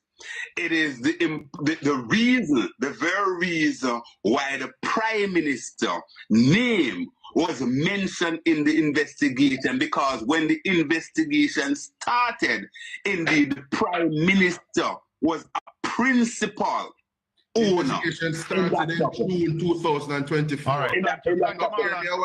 Marlon, thank you. Thank you. Investigation started in June, July rather. Marlon, thank you. Thank you. Thank you. Thank you. Thank you. We're coming to you, Jeffrey. Now, one of the things that I want to point out, because Marlon mentioned Mrs. Kamika, that she was the one who did not charge the Prime Minister. When she said there was enough evidence to charge him. She was the one who charged Michael Phillips, Dwayne Vaz, Marissa Dalrymple Filbert, and what's the next gentleman? Leslie Campbell. But I also want to remind you that Kevin Stevens is the same man who investigate all of them. It's Kevin Stevens investigate Michael Phillips. It's Kevin Stevens investigate Dwayne Vaz. It's Kevin Stevenson investigate Marissa Dalrymple Filbert. And what was the material difference? Let me finish, Marlon. Sure. Let me finish. And we want to keep the program that so we don't talk over each other. Very well. So it's Kevin Stevens investigated all those people who were found guilty. It's Kevin Stevens investigate the Prime Minister. Jeffrey, to you. Caller, go ahead. Marlon. Go ahead, caller. Good evening. Yes. Hi, I'm calling because I need a number to Zelle some money. Oh, Lord. Hold on there. Don't move. Sister Tanya, can you put the Zelle number in the group for me? Or Nikki Boo, put the Zelle number right now so I can give this lady the Zelle number that she can put in some money in the Teleton and make sure the money is going for the Colin Bell show. Which show? The Colin Bell show. You there, caller? Yes. All right, just listen to the radio.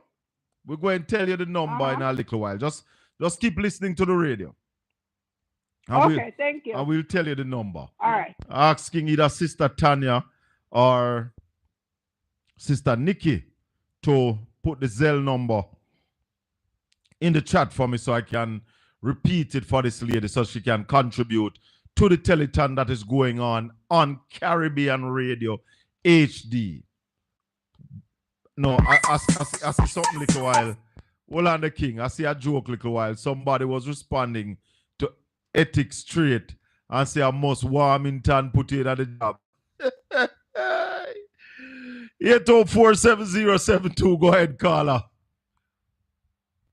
Blessed Chaka. Good evening, sir. Yeah, man. Welcome. Well, this is the king, man, and I want to, I'm here listening to the program, and I just send out something to you because as a PNP, I could make you hear, and I don't send something to you at the time. All right, sir. So you just send out something for I. Yes, sir. So I need all the PNP to come out and send out. Don't care how small it is. Send support. Yeah, man. Because I hear me still down the back. Hold on, let me tell this lady the Zelle number is 305-6494. That's 305-6494. And make certain whatever you're selling going to the Colin Bell show. Yes, sir. Go ahead now. Yes, man. Chaka, this man should never sit on the ballot. Why? This man, when he come out and said he gonna make the country better, especially for the young people, and you have the people who work at the call center cannot buy a house. When he come out and said anybody in his consequences violate, he gonna discipline them, and he cannot discipline nobody who sit on his board. You understand it from where we come down. He's not fit. When he said he gonna make the people of house, and he send bulldozer and push down the people house, and then he come back and say he's not the one who do it. He is not fit. When he come to the United States and they question him about the colored socks speak with them, and up till now, this man cannot give a straight answer. He's not fit. When he cannot turn over his bank account, he is not fit. Can't turn over him statutory filing. No. He's not fit, man. But you know what, Shaka? Talk to me. The Jamaican people, them, especially to the labor right, them, they're going to cry. We're going to see them walk around and bite them fingernails because they are lack of knowledge. They don't see what this man is doing. That is a serious problem. That is a serious problem, Shaka. Yes. Serious. Yeah, man. And I love the show. Keep it up, man. We have to talk about it. We have to talk about it, my brother. So I want to know. And we have a brother Costa Rica. Costa Rica, you're a PNP, so come to Costa Rica, you better support Colin. So we have a brother in Costa Rica. Yeah, man. No. Costa Rica from here. Costa Rica from here. Yeah. I am the governor. And I want to tell the people that I am the governor for your show, so I don't want nobody come on for me and bombard the show and feel like they can talk over you, So you're the governor for the show. All right, sir. Enough respect. Yeah. Enough respect and time. All right. All right, governor. Yes, man. Yes.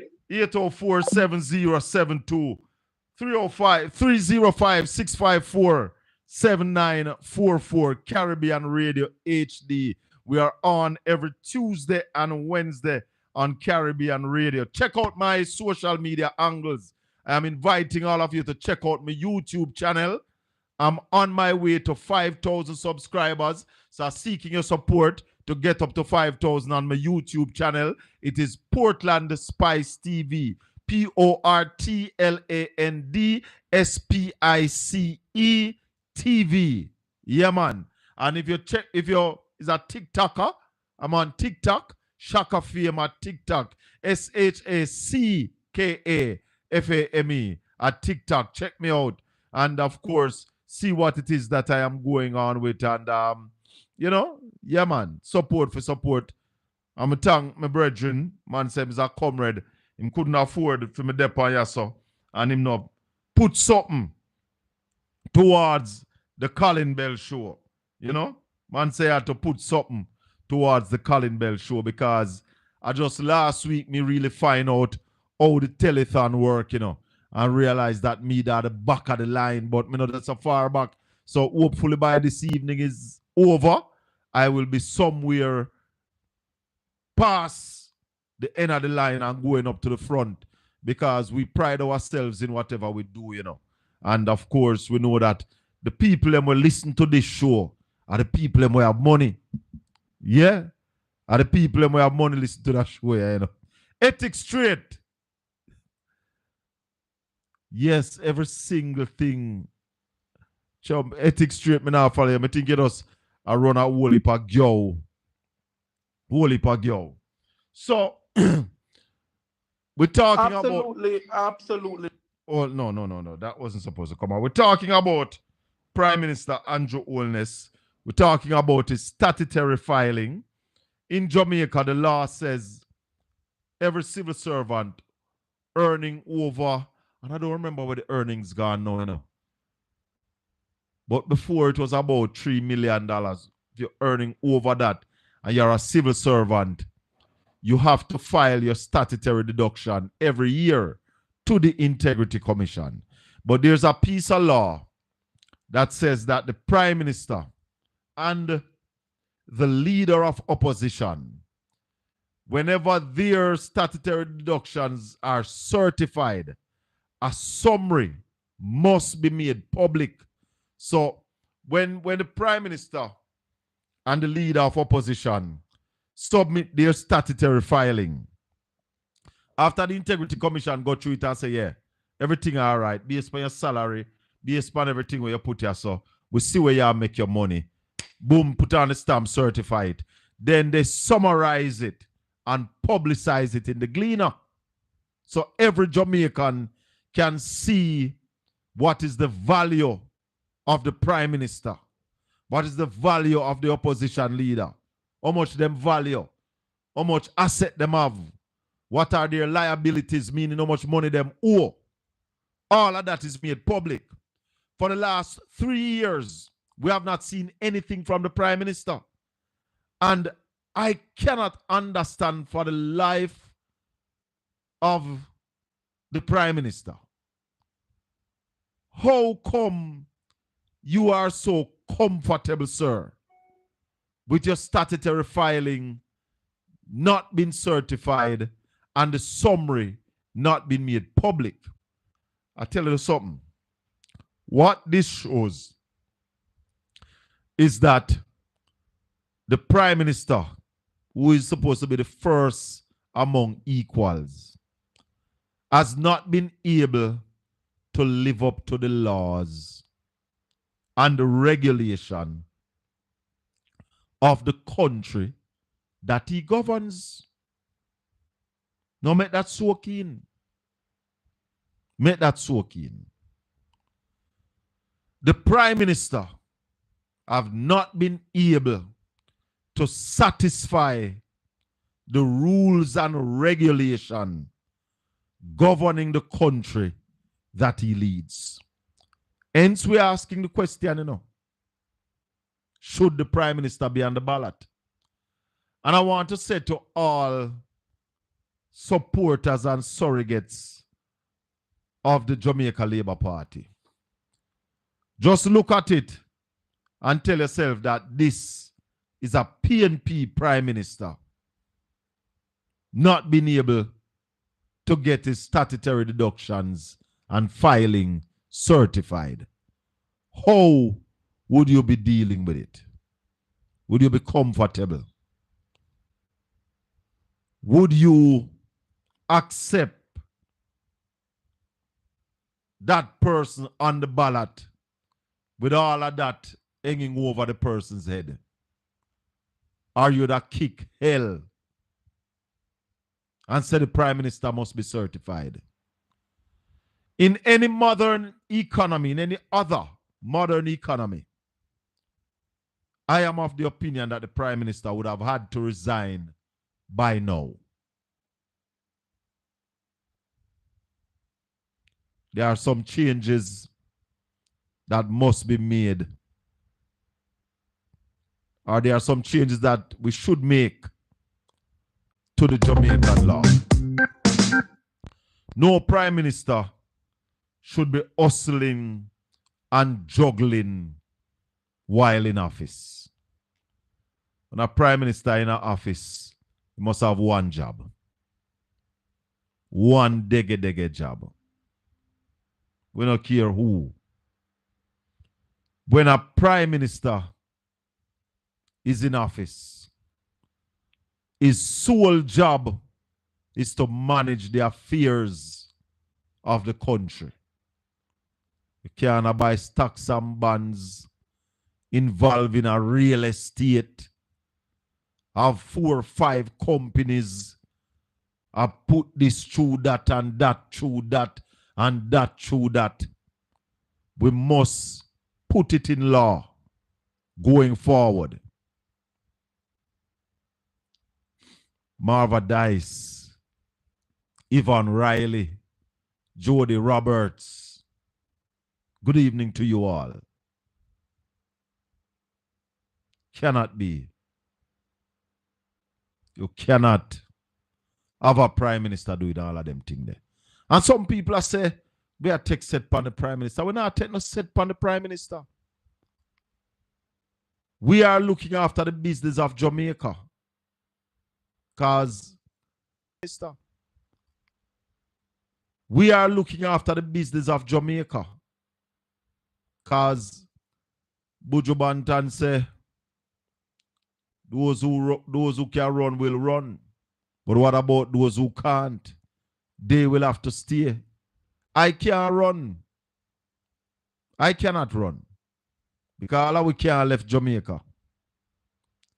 If it was any other person, they would have to step down. What is special about this man in the law of the land?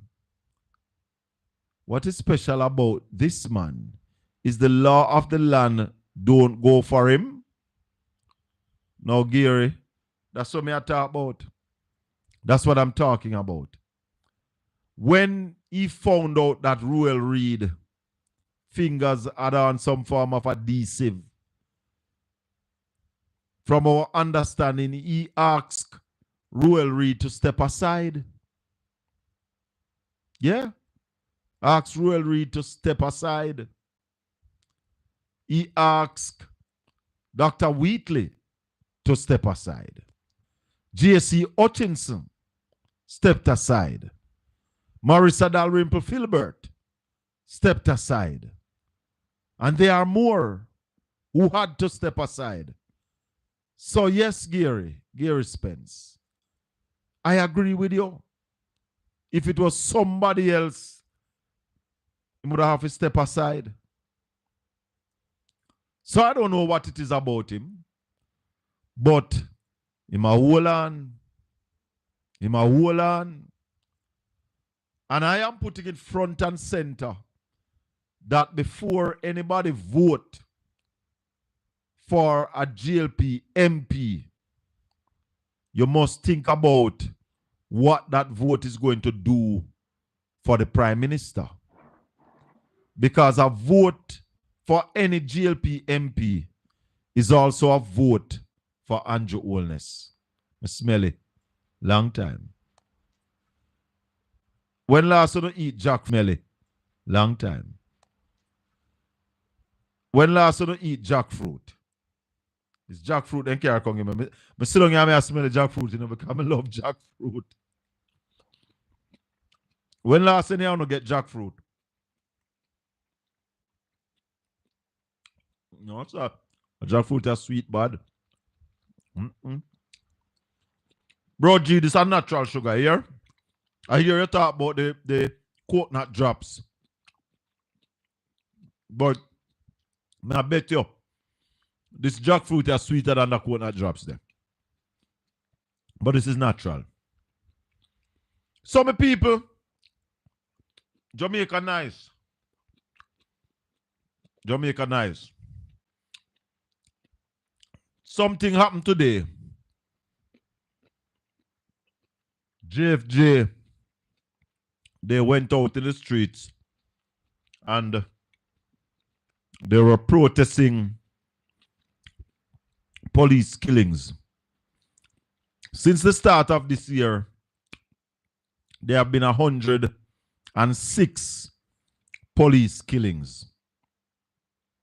And a lot of people are questioning how many of these are innocent Jamaicans, if any. Now, my bone of contention is that when the police are going on planned operation, everybody should wear their body cameras. These are planned operation. You know you're going out there, put on your body camera. This argument that the government is spewing that the software is not available is rubbish. What, them have to go make a new set of software for Jamaica? Isn't it something you can just go buy? It's sell on shelf. It's sell on shelf. One of the problems that a lot of people having is the reluctance of the government to enforce this.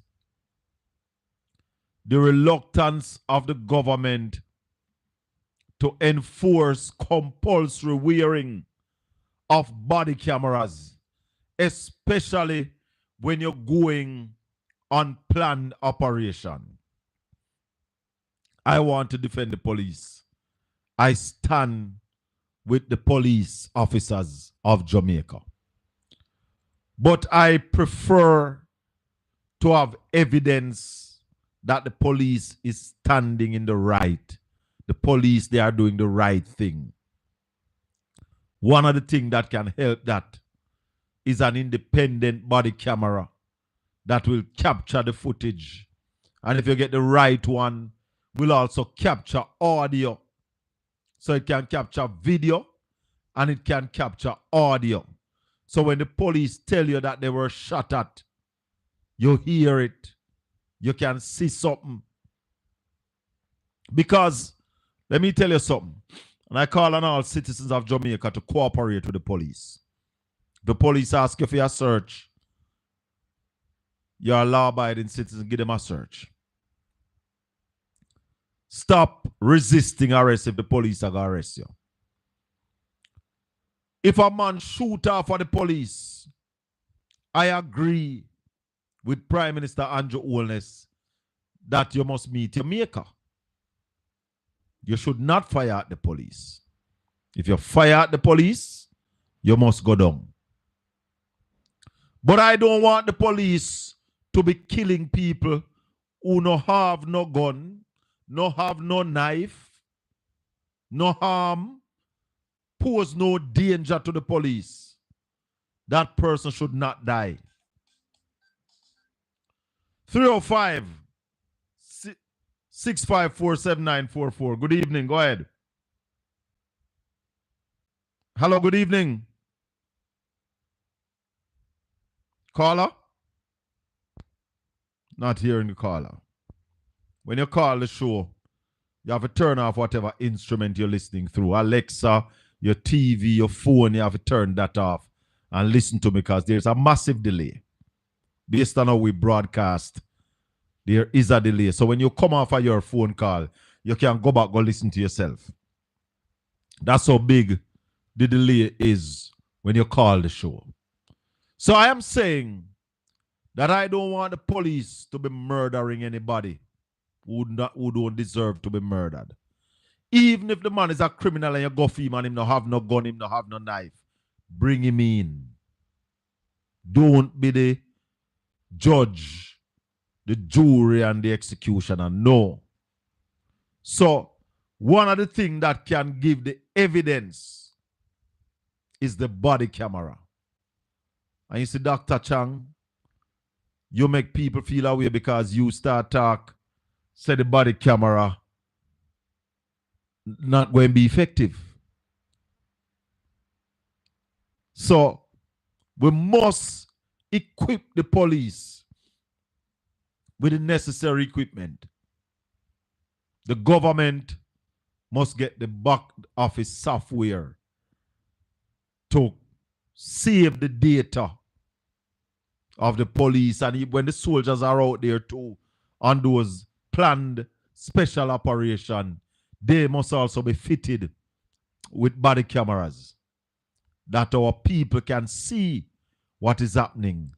Build confidence in the police force that when the police come out and say something, I saw it go. But we can't behave like we hide. Transparency must be the order of the day. Accountability must be the order of the day. Because sometimes we have friends and family and we think them are angel and them are not angel. So the camera, the video camera, will show you the truth.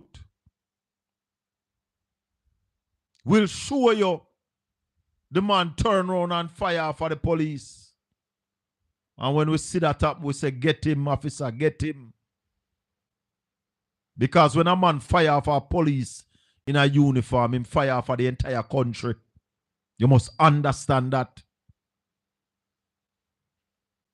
When a man shoot at the police, he's shooting at you, shooting at all of we, because it is the police that stand in the gap between us and the criminals.